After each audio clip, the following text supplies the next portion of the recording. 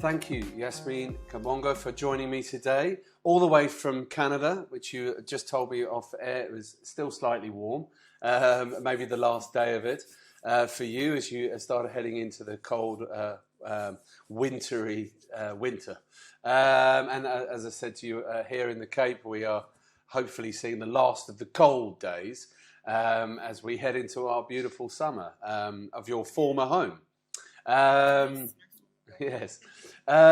So, Yasmine, just a little introduction to you is that you are originally born in Congo, and then you were brought up in South Africa. And we're going to get into your career and how you launched into your legal career, mainly in Johannesburg, from what I can see, before making a move to Ontario, Canada. And how you've moved and the certain moves you've made, but you're currently, I believe, the Associate Regional Counsel for EMEA for Boort Longyear. Is that correct? Excellent, excellent. Well, look, you and I first came into contact probably what feels like yesterday, but is actually almost 2 years ago, when you kindly took part in our 5 in 5 series, which was really designed to try to communicate to lawyers across Africa and elsewhere what was happening at the beginning of the COVID pandemic, I suppose, and how, certainly for counsel like yourself, how it might have changed. And what I thought was particularly interesting, obviously, was that you were able to give a very general view, but you're in a unique position as someone who's made the move to North America, which not a lot of our listeners and readers have done, but I know that nearly 100% of them would love to. So perhaps you can give us some insight into that later on. But your insights into 5 in 5 were particularly interesting to me because you mentioned the difficulty, or the initial difficulty, in balancing work and family from home. And without being too personal, do you have kids, and is that what you were referring to? Yeah, that's what I was referring to, exactly that, because like you just said, thank you first of all for having me on your show. It's always a pleasure to exchange with you, Rob. And this is definitely another one of those where I'm like, oh, I'm so touched. Thinking of me as an influential lawyer in the region, that is something amazing. So thank you again. If I have to just delve into it, but yeah, so I'm a mother of 2 young kids, and we had literally just moved to Canada, to Ontario, when the lockdown happened, when COVID first hit. We moved in 2019, mid 2019. I started working here in May, and I think already in December, there were the first few cases of COVID. I mean, in Canada, we were speaking COVID already that December. And by April, the kids were basically sent home. And we were working from home, the kids were home, and we had to balance and literally juggle between having kids in the same space, trying to follow their educators or their teachers, the program, and me sitting next to them on Zoom calls for work. That was the biggest challenge. I mean, it's a new country. You barely know anybody, so you can't get the help you would necessarily get if you were back home, and maybe drop them off at parents or a friend, or just work it out, or have somebody helping you, looking after the kids while you're at work. But we literally had to do it all in the same space, in the same room. And the lockdowns were crazy this side, to say the least, because they were stricter. I guess when I compare to like South Africa and other parts of the world, like even DRC, I can compare to DRC, or even Ghana, places where I do business in, or where I work in. I was speaking to my counterparts on the other side of the world, and they were still going to the office at the time. There wasn't a lot of pressure or a lot of fear around COVID as we were feeling on this end. So we had to try juggle having kids at home, having I'm working from home. My partner, he's in construction at the time. He was still going to work on site. So I was left with two kids, basically homeschooling them and trying to cover my own work. So that was a nightmare. It was a big challenge, and it still is because it's since 2000, April 2000, the kids only went back to school about 2 weeks ago. And we're not even sure if they'll be in school. Yeah. So they've only gone back to school. Yeah. So it's been a difficult year and a bit. Yeah. That is quite exceptional because I mean, as you know, I'm here in South Africa, and I've got to say, like yourself and many millions around the world, we also had that initial lockdown, but kids being sent home, and that finding that balance between becoming a teacher, trying to follow the path that's been set out for them by the different, well, my son and my daughter are at different schools, you know, and at relatively tricky ages. I mean, I think when the lockdown first happened, they were 8 and 6. So, you know, that's difficult to, you know, I mean, it's not difficult from a it's not difficult from a how the homework itself wasn't difficult, but but actually getting them to focus and try to concentrate on your own work, and you know, in positions like yourself, you know, senior positions, and myself, you know, where you're having to make strategic decisions and you're having to call clients, and you know, and yeah, it was very difficult. But where I was going with that was that it was actually a saving grace when they were allowed to go back to school. And if you've only just had it 2 weeks ago, my heart goes out to you, because that is, Yeah. I mean, it was the only time I could get any work they were done. in and out. Sorry, say that I again. said it was the only time I could get any work done was when they were not Exactly. there.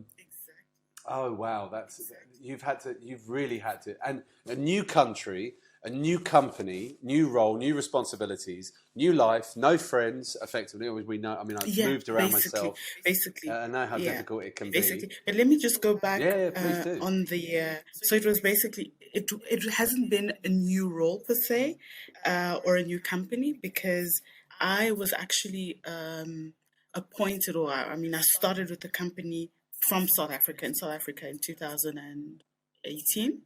Yeah, Okay, started in okay. 2018 with the company. And it's just so happened that when I got the job, we were thinking as a family, we were planning to relocate anyway. So it's just the job fell at a good time. It came at a good time when we were about to relocate. And it just so happened that the business had an office in the same city I was planning to move. So I think all the stars just fell in line, and then it was just so easy to make that move. I mean, That's being amazing. appointed in South Africa to do the work for the Umbiie region, and then having a few months down the line, just going basically to my bosses at the time and telling them, I'm actually planning to move, to relocate. Is there a possibility, an option for me to keep my job, but in a different country? I mean, a different continent altogether, a different Yeah. region, because we do have businesses in the Americas, and we do have legal counsel that are based out here doing work for that region. But I guess I was just, I was lucky. Some will say I was blessed to have been given the opportunity to keep my job, servicing the EMEA region, but moving to a whole different continent within the business. So, yeah. That's excellent. I mean, the stars, like you say, were aligned. But also, you know, I'm a great believer in your hard work prior to that puts you in the situation where you can take those opportunities. So let's not, that we can't put it all into the stars and say, I think your hard work and your bravery and your moves, you know, subsequently, and the things that you've done and have put you there to take advantage. I'm really pleased for you. So you and your husband and the kids had decided we're going anyway, and then it all just sort of fell into line. That's amazing. All just fell in line. So it was a good opportunity, and yeah, here we are. And you say you're doing it for the Umbiie region, and you mentioned you work with counterparts in the DRC and Ghana in particular, and South Africa, I guess. Are you still doing a bit of work Yes, in here? South Africa. Yeah. So yeah, so I mean, it's a very extensive reach in Africa and Europe and the Middle East as well. Mm. I mean, countries in Africa include Senegal, Ivory Coast, Mali, the DRC, Gabon. In Europe, there's Geneva, Switzerland. There's a bit in the UK. There's a bit in Poland, in Germany. So it's a very extensive reach. I mean, the business itself is a global company, Yeah. a leading in the industry, in the drilling services, very known. So we've got a footprint all over, basically, all over the globe, and in I guess the biggest countries in the different regions. And we're both in the manufacturing as well as in the drilling services itself. So we manufacture products, we sell products as well as having the mining work, the drilling work as well. So it's very extensive. So the reach is very extensive. Keeps you Yeah. incredibly busy. I think, and out of interest, I mean, obviously all of us as professionals have spent the last 18 to 24 months, finding our feet and pivoting the business and moving around and changing and having to adapt accordingly. None more so than the lawyers who've had to do that internally and for their client base as well. But have you found we're obviously not out of the COVID woods yet. I'm not being blasé on that front. I know that there's other waves coming and other variants. But it does feel like we as businesses are starting to handle the madness a little bit better, as it were, and maybe start preparing accordingly. Have you seen a more interest or an uptick in work at all in Africa for given your position as counsel? Is there more interest in Africa? Is there more going on at the moment, post-pandemic or than there was before? Yeah, I think. Well, I think in Africa, business did stay relatively stable, surprisingly enough. When the pandemic first started, I don't think it was expected, but the train of business, I think, has been really sustained. It's been sustainable, especially in our sector, very sustainable. There hasn't really been a moment where it felt like, oh, there's a crisis going on and people are going to be losing jobs or the likes. And I really feel like at this moment, business is picking up again, it's going back to I won't call it the norm, but people are finding themselves, they're finding their feet, and we're able to carry on, and we're able to proceed, to pick up and just carry on from where we left off. Right now, I really feel that business has really picked up.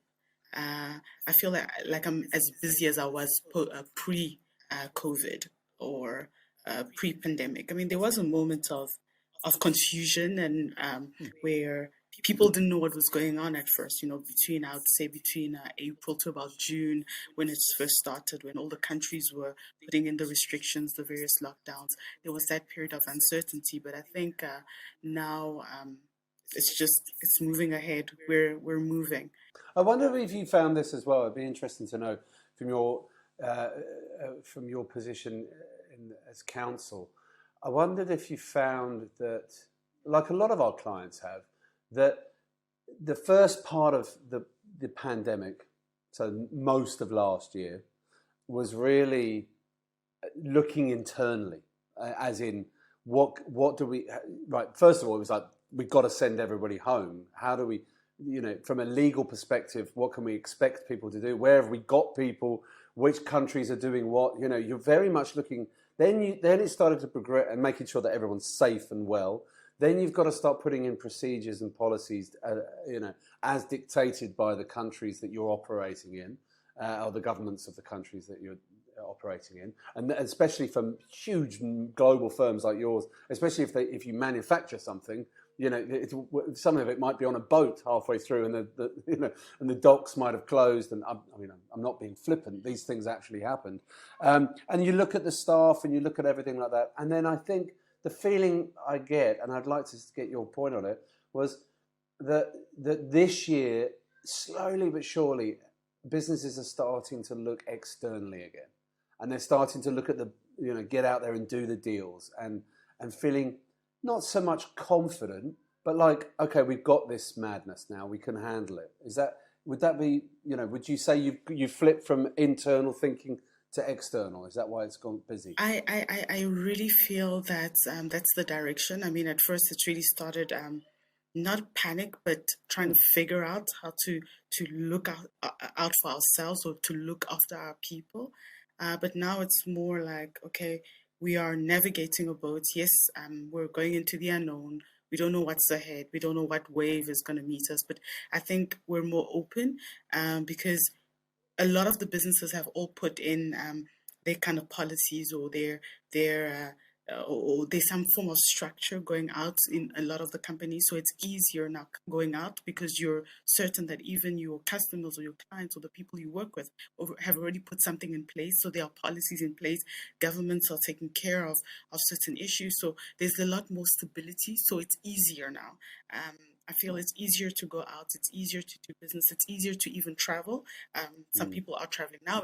There's a comfort. I mean, when you're working in such an extensive area, or where you've got footprints in different areas, there's a need to travel. I mean, pre-COVID, we were always on the run, always from one country to the next, meeting with council, meeting with internal clients, going around. But it all stopped. It all stopped during the pandemic. But I think now people are more open and happier to go out, and companies are lifting up all the restrictions that they put in on travel, maybe internally. So it's opening up now. So we're back to business, and we're back to doing what we were doing pre-COVID, I guess. From a business perspective, it's great to hear that things are, that in other parts of the world are picking up. Now, I'd like to talk a little bit about you, if I may, because you've, I don't know too much about your history, but I know that briefly, born in the Congo, moved to South Africa. How old were you when you moved to South Africa? Oh boy, I was very young. I think I was 4. I was 4 years old. So my parents immigrated when I was very young. So I had the privilege of doing school in South Africa, and primary school all the way to university, in and studying Johannesburg, law at. Yes, in Johannesburg, yes. I studied law at Wits, Witwatersrand, the best university out there. No adverts, but yeah. I hear. Yeah, so that's where I was lucky enough to do my studies, and I started my legal journey in South Africa as well, in Joburg. Did my articles there, and and then, like I said, I found myself here in 2019, working in Canada, and I'm currently actually preparing or converting my degree to be a recognized or an admitted attorney here in Canada.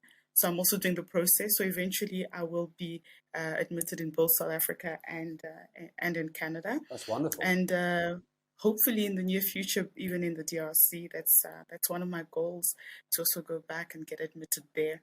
So yeah, that's basically a brief history and a little bit about how I got to where I am. Well, look, So, I'm not going to stop short here. You will be very, very much an inspiration to many of our listeners, and the people who read our reports, and the people who follow us online, and those that we engage with. You are, part of how do I put this? A new breed of lawyer from Africa that's paving the way and building career internationally as well, but still obviously lovely for you that you've still got a touch of home with your work that you're doing as well.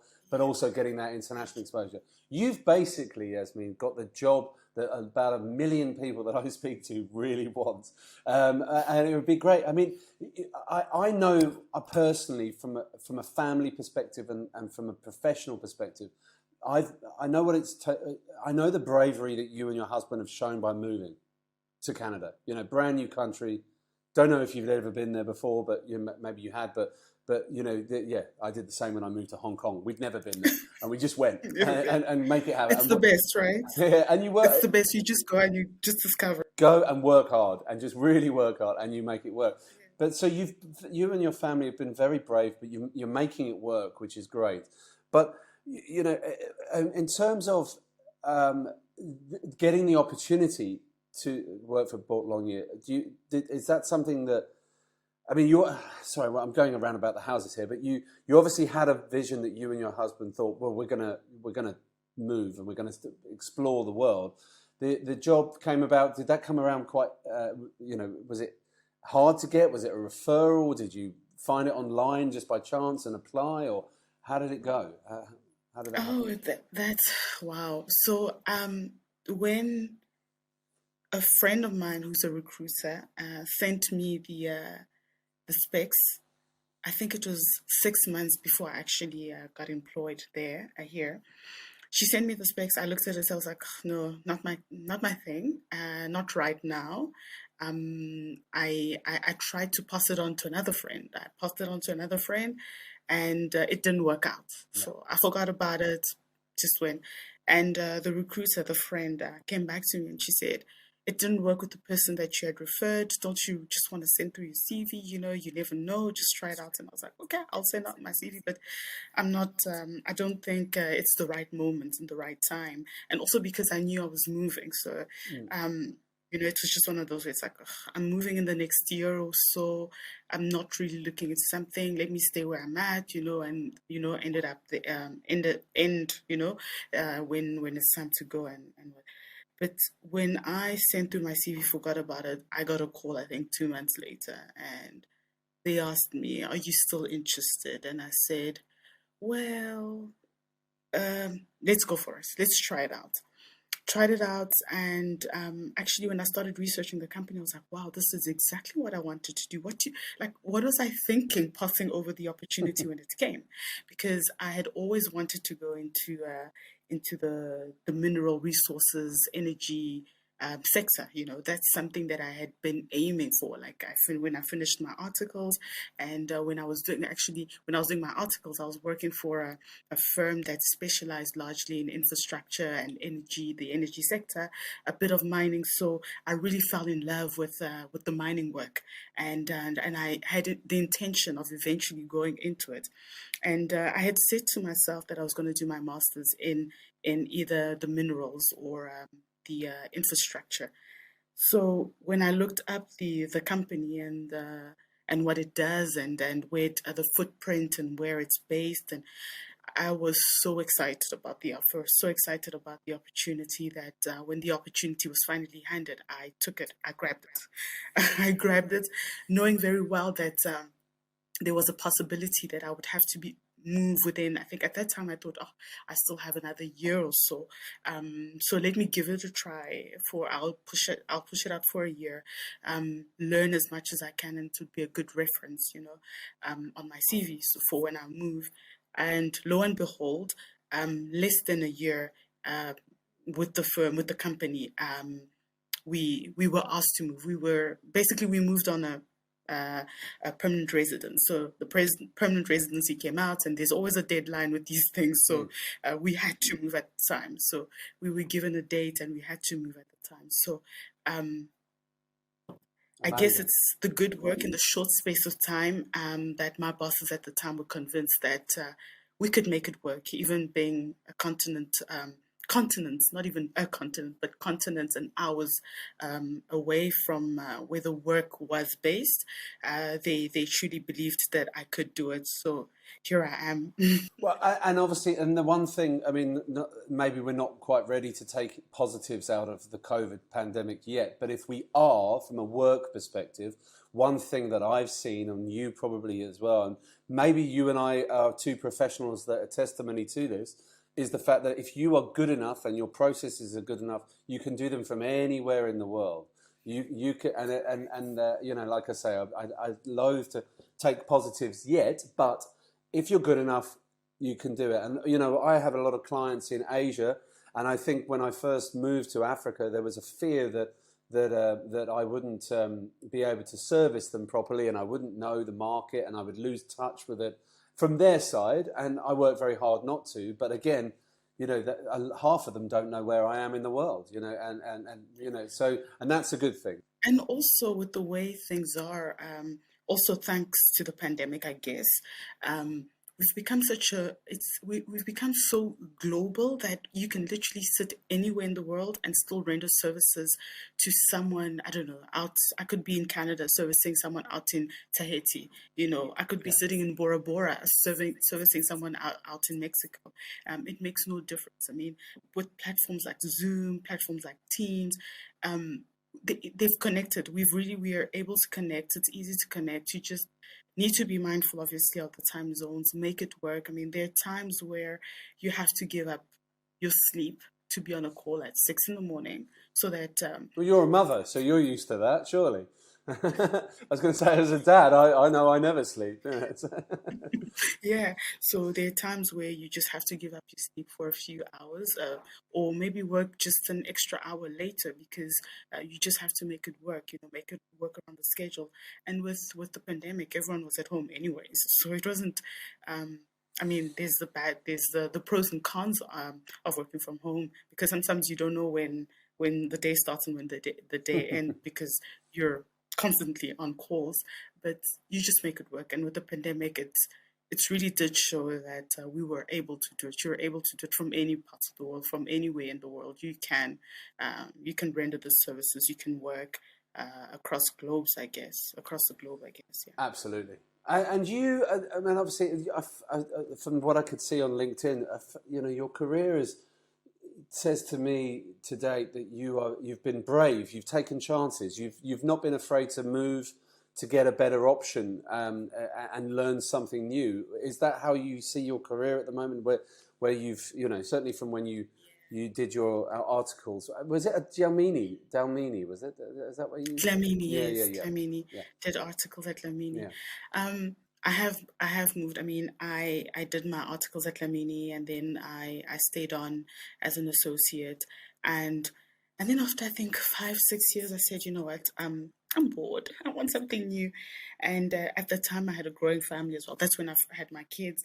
After the 6 years, I said, you know what, I can actually start my own practice, hmm, and just work around my family's schedule instead of trying. It is very difficult. Anyone who works in practice, well, with kids, I just applaud them. I don't know how they do it, because if you're in practice and you've got two young kids, it's, I don't know.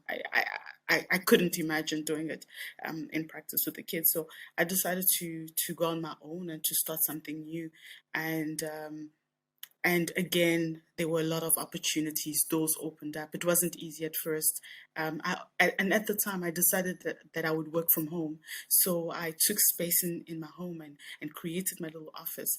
And every time I had to meet clients, this was out in Joburg. Every time I'd meet clients, I'd meet them at a Mag and Bean yeah. restaurant. So there was a Mag and Bean very close to me. And that was my place. And the waiters knew. Yeah, They brilliant. knew me because that's where I had all my meetings, in the Mag and Bean. And then I'd go home and work through it. When the kids are sleeping, the kids are in daycare or being looked after by the lady who would help me. So that's how I did it.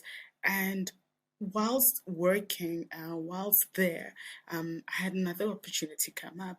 I had one of my clients who had just started up his business, and he wanted me to help him set up his HR practice and basically put everything, basically build it up and put everything in place. And then I jumped ship.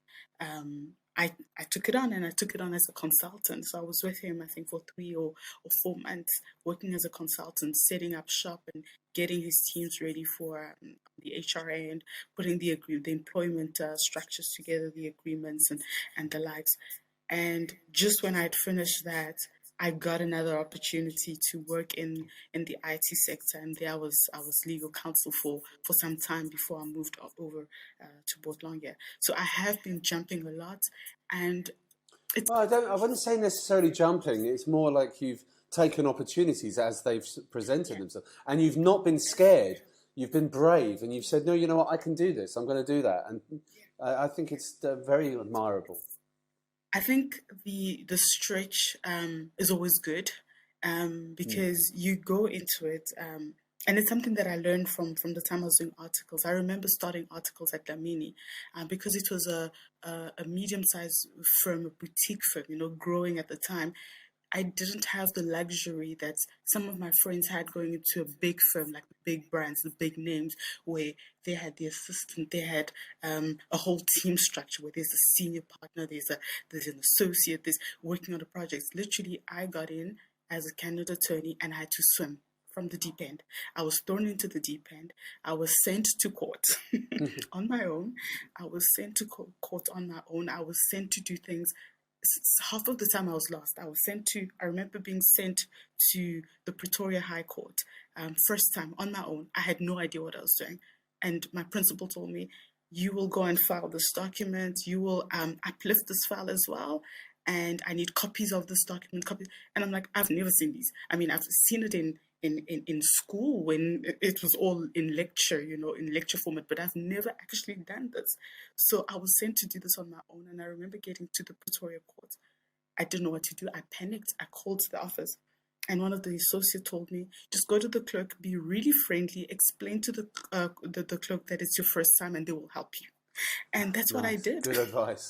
That's what I did. And because of such experiences where I'd find myself in places where I didn't know what to do with nobody on my own, having to swim, um, I've never been afraid to jump into something new. I've never been afraid to try something new. I might not know it all, but I'm like, I'm going to go there. I'm going to read all that I can. When I started, even at Port Longyear, I had never worked within the Ohio region. Now, I had to deal with the Ohio region. I was given the Ohio region, and the Ohio region is so complex. It's very complex. I mean, just from filing the annuals, you have to have certain formats of how you prepare your board meetings and stuff. I'd never done company secretarial work, but I took a textbook. I took the OHADA uniform laws, and I just started reading. I said, what am I going to do? I'm going to start reading. I started reading, started reading, and I've made my local councils my best friends. Basically, Brilliant. every time I have a new local council, I tell them, you're my best friend in this country. When I'm lost in this country, I call you. So that's just how I do it. Jump into it and read and find your best friend and go for it. Oh, honestly, I'm going to send this to the universities that we work with here, because we do these talks for universities, the law schools here in South Africa. This year we've done Rhodes, UWC, Stellenbosch, and one other. I can't remember who. Oh no, we had UCT lined up, but they sadly had that fire that they had to contend with a few months ago. So that's to come. But they are always you might not get off the phone for about a month. I think there would be so many students asking you that, but that's such a powerful message to take away, that that you just take it on. It sounds to me like you're the type of person that faces challenges head on and just is brave and goes, you know what, I'm going to learn, I'm going to read, I'm going to get there, and I'm going to do it. And you clearly have made things happen, and I think it's certainly very, very inspirational. It's nice to see, you And even with the move to Canada, you and your husband have decided that's where we want to go. So you go and make it work. It's fantastic. You It make it really is. work. You make it work. You make it work. I know this. I think I saw this on social media somewhere. It said, "Fake it until You make you it. make it."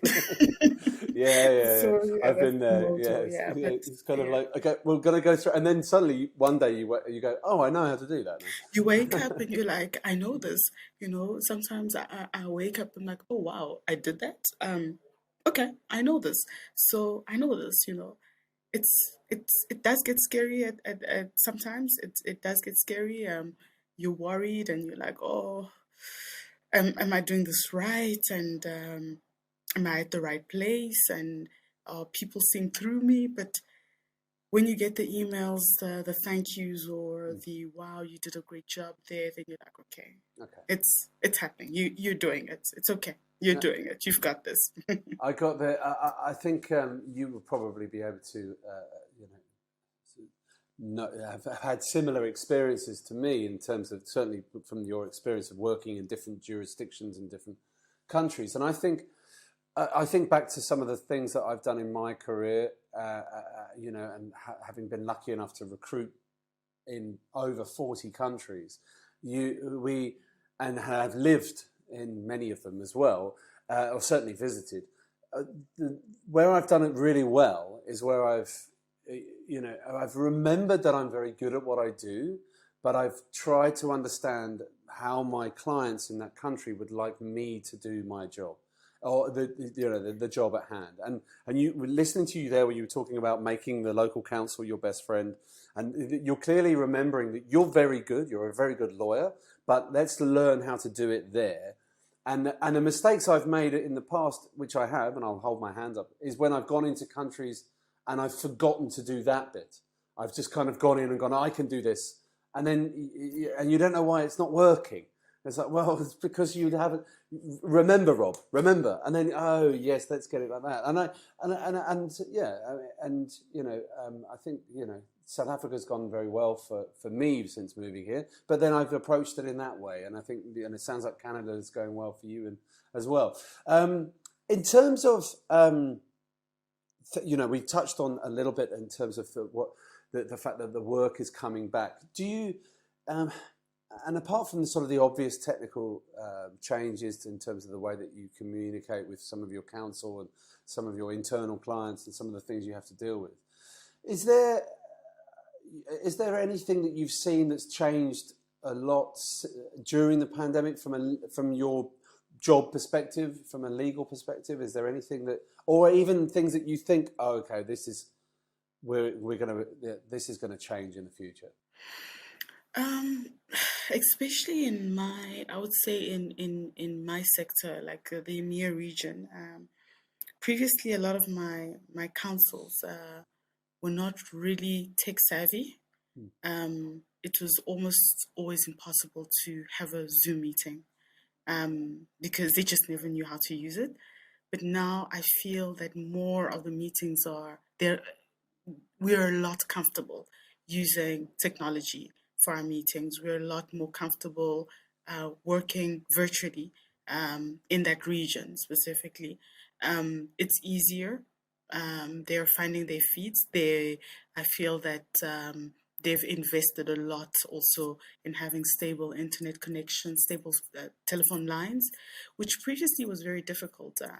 You'd have to basically schedule meetings in country in person and then fly down for a day or two in some of the countries to meet up with counsel to have a good discussions, to have a good review of the files or to go through the matters. But now I can easily sit down with local counsel for an hour on Zoom and go through all my files and get a good meeting out of it.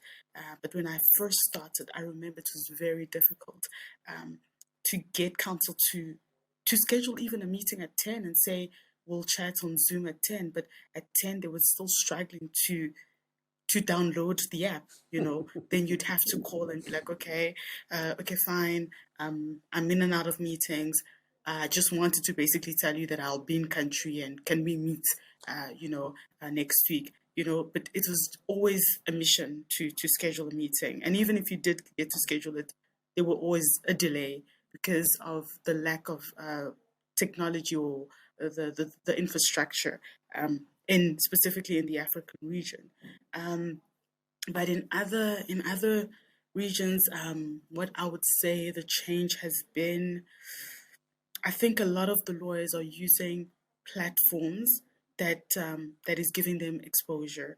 Um, when I say platform, I mean like working through, um, I won't say a middleman, but working through a company, a referral on a referral basis, where there are companies out here. I would give a name like Advanced Law that has a pool of legal attorneys, and you just send an email basically to the companies. Yeah, I've got a matter in the Netherlands, and I need a lawyer who specializes what in recoveries or whatever, and they have a pool of lawyers, and they will just put you in touch with them. And I think a lot of the lawyers in Europe, in the Americas, um, are using a lot of these services or going onto these platforms.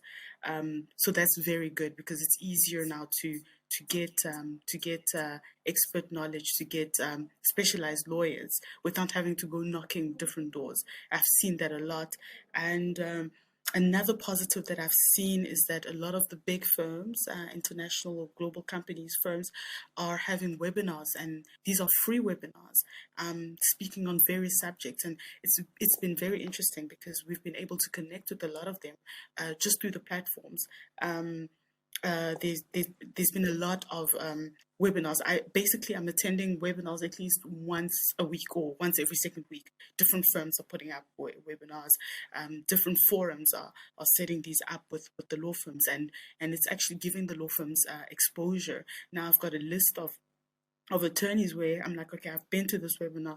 They specialize in X, Y, and Z in this country and in that country. So it's really has opened up a lot, and I like that they're free as well. Yeah. You don't have to pay for these things, because previously we'd have to pay to attend seminars and conferences, and sometimes you'd pay so much money and attend something that you didn't enjoy, or you didn't even find what you were looking for, or what you thought you would get out of it, you didn't get in the end. But now we have all these free webinars on Zoom and all these different platforms, and I think we're going in the right direction. In that sense, I really feel like this change, or this particular change, is really a positive change, and it's going to help so many people. It's going to expose the firm. It's going to help companies make good decisions and connect with the right people.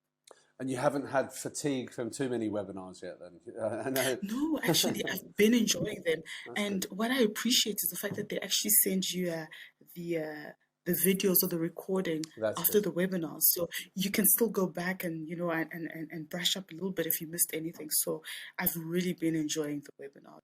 That's it. It's actually very useful to be sent the recordings, isn't it? Because there is always something that you forgot to write down or something you missed, and then but that's really good to hear. Yeah, I'm at pains to. I keep referring to Africa as if it's one country, and obviously it's not. It's 54 different countries, with their own challenges. And any of my clients that are out there that are listening to this, they must remember that if they are entering into the African continent, they've got to remember that don't make the same mistake as many of my clients did in Asia and thinking Asia was one big country. They're not. There's lots and lots of challenges. But what you have in certain parts of Africa, and I was talking to a general counsel about this the other day, is that in many, what is wonderful, you take countries like South Africa and Kenya, for instance, that are wonderfully advanced, and in terms of the uptake in usage of mobile, for instance, people are very used to making mobile payments. From the moment that mobiles were invented, many African populations and nations were uptake of that. So that, and then you saw that with the COVID, there was a very quick move, not so much in South Africa, but certainly in Kenya, to online court decisions and online courts. Fantastic, the speed at which they move. But then you've also got to remember that in certain countries in Africa, you mentioned DRC earlier, obviously where you may get admitted in the future. There are issues with electricity. There's issues with Wi-Fi isn't as always generally available. So you have your business challenges. You have your business challenges, and I think maybe, I don't know what you feel, but I think maybe COVID really sort of showed where those challenges to business are still. I mean, or maybe it's shone a magnifying glass on them. Yeah, I mean, you mentioned South Africa as well, where things are, it's tech savvy, the mobile and everything. But a place like South Africa, I've actually struggled even with filing of documents because everyone's just at home, and we haven't been able to file documents in certain offices like the master's office and whatever. So you haven't been able to do a lot of the work. Everything's just been pending. Although you would feel like South Africa should have been prepared, but then in countries like the DRC, already you have issues even before the pandemic. You just had issues. Yeah. It's always an issue of a lost file. It's an issue of we can't get access to information, access to documentation. There's uncertainty within the law. So with the pandemic, like you say, it's really been magnified. The problems has really been exposed because at some stage we couldn't do anything. I couldn't file anything. I couldn't get any information because it's the pandemic. There's restrictions. There's lockdowns. It's not easy to pull out legislation from off websites, not even government websites. You don't have the legislation. Sometimes you don't even there's have nothing on there. the governmental website. Exactly. Sometimes it's a website that's under construction, so you don't know what's going on. I mean, they've been making a lot of changes within the mining sector, the subcontractor sector in the DRC, but it's been all unclear. So there's a law that's been passed, but we're not sure at this stage whether it's in effect or whether it's still pending or whether there's still issues to the law because issues have been raised, but nobody seems to understand what's going on. And the only way to actually find out what's going on is me or somebody flying in country, going to the office, walking into the office and getting the information. So simple things that should just be readily available, we just don't have. And that's the problem now that with their own offices being closed as well, it's even hard to get the information. Even if you were to just walk into the offices, they'd probably tell you that they're working on skeletal staff or it's a reduced staff, so you can't get the information. You'll have to come back. But like you say, it really has magnified the issues that we have within our continent. Yes. There's a lot of work that needs to be done. A lot of work that needs to be done. A lot of new infrastructure required within our continent. Absolutely, and it sounds like you and I are very kindred spirits when it comes to bravery and making moves and things like that. And it's going to take a lot of that and a lot of hard work to and a lot of people like you and I to get through those challenges. I think, every country on the African continent does have that, and I think, and I think maybe sometimes there's companies like your company that get it and been in the continent for a very long time and have understood and can ride the waves and the challenges and understand it. But there's new entrants that are coming into the African continent that really don't understand the fact that, and they may take things for granted. They may take,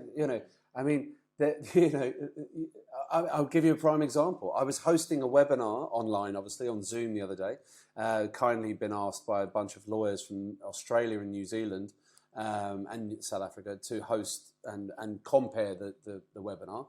And in the middle of it, we had load shedding. So the host froze. And I had to, luckily I had to wait for the backup generator to kick in our office, but so they lost me for about 5 minutes, but and they couldn't really understand it. I was like, well that's what happens, and that's the challenges we face, which makes it even harder. And then you have, and like you say, from a court perspective, I mean, again, I can only bring a personal experience into this, but my wife and I bought a house, or we were buying a house this year in Cape Town, and the deeds office was shut for forever. And my visa. I mean, obviously, I'm a foreigner, and I go through the visa. I don't think Home Affairs have been in their offices since 2020. So and every single you all know yourself, probably asking for someone for a piece of paper in Home Affairs is it's like well you might as well not bother. The post office has been shut, everything. Post office too. Wow. Yeah. Well, because my Hong Kong business, my accountant were trying to post our audited accounts, and then they came back to me a day later and emailed me and said, apparently the South African post office is shut indefinitely. I said, okay, well, I'll give you the DHL number, that's fine. But so it does. But this kind of thing eats into business, and I do think that we were saying this the other day that. Again, sorry to umbrella Africa as one, but if there's anything that good can come out of COVID-19, it is what you just mentioned there in terms of the digital transformation, move to getting people onto Zoom, maybe even digital signatures, maybe speed processes up, because then Africa really could have a really, really strong and fast, rapid growth future. Which will obviously have a positive effect in every country, we hope. So hopefully there's not such a rush to get back to normal and get back to the office. Hopefully we can factor a lot of that in. And in terms of I'm fascinated with some of the countries that I haven't visited, but we are doing a lot of work at the moment. I mentioned just off air.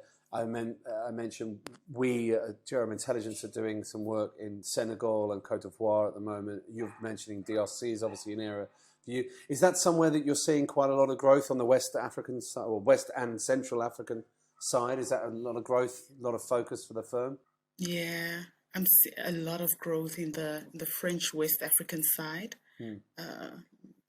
Sorry, I almost lost you there. A lot of growth in the French West African side. Also Central Africa. There's a lot of potential.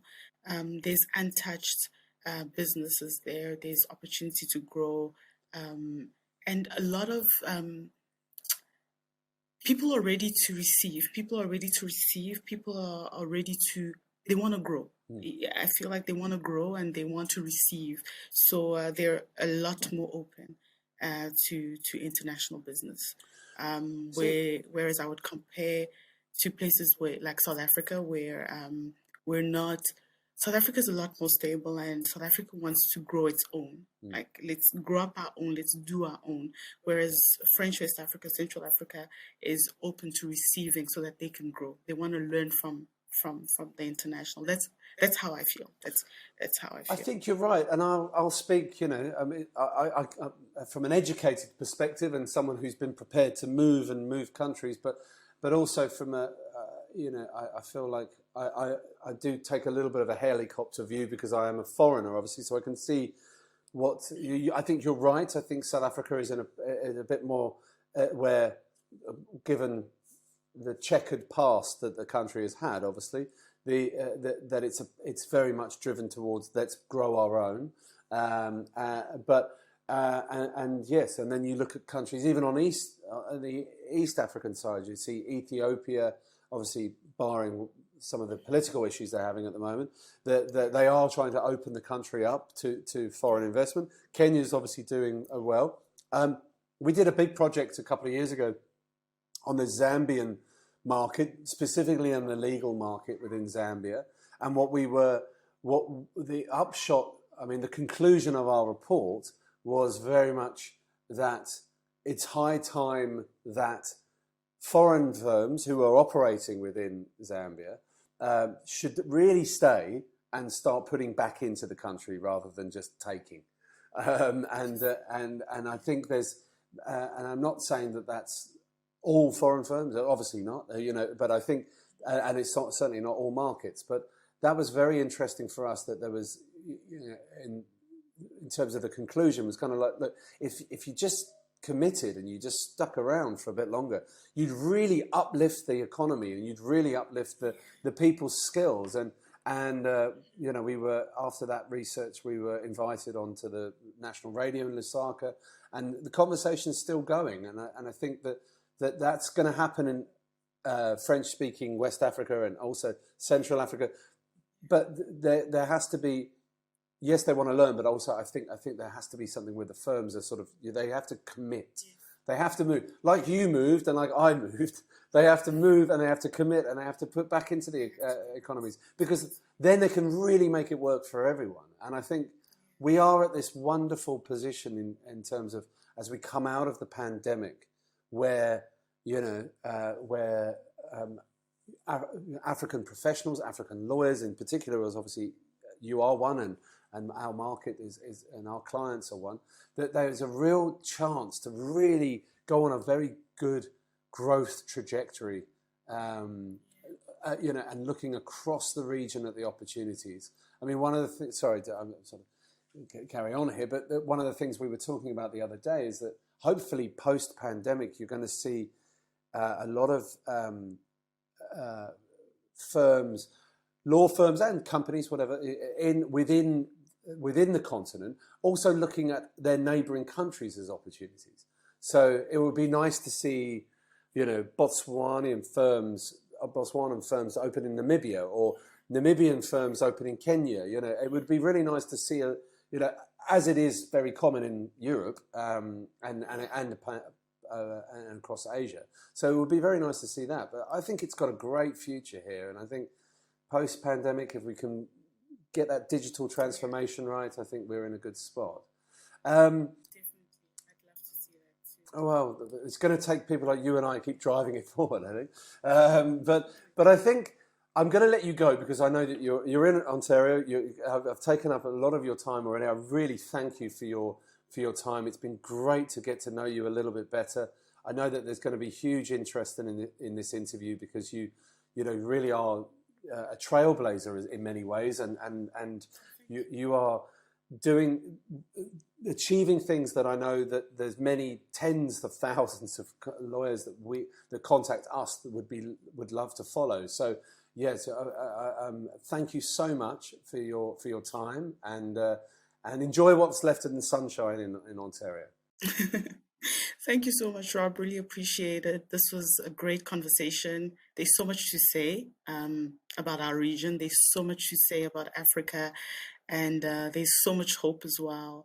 And I'm just so excited about the African region, and it's such a privilege to actually be working for this region. Although I'm on the side of the world, I feel so blessed and lucky to be working in the African region. Wouldn't trade it for anything right now.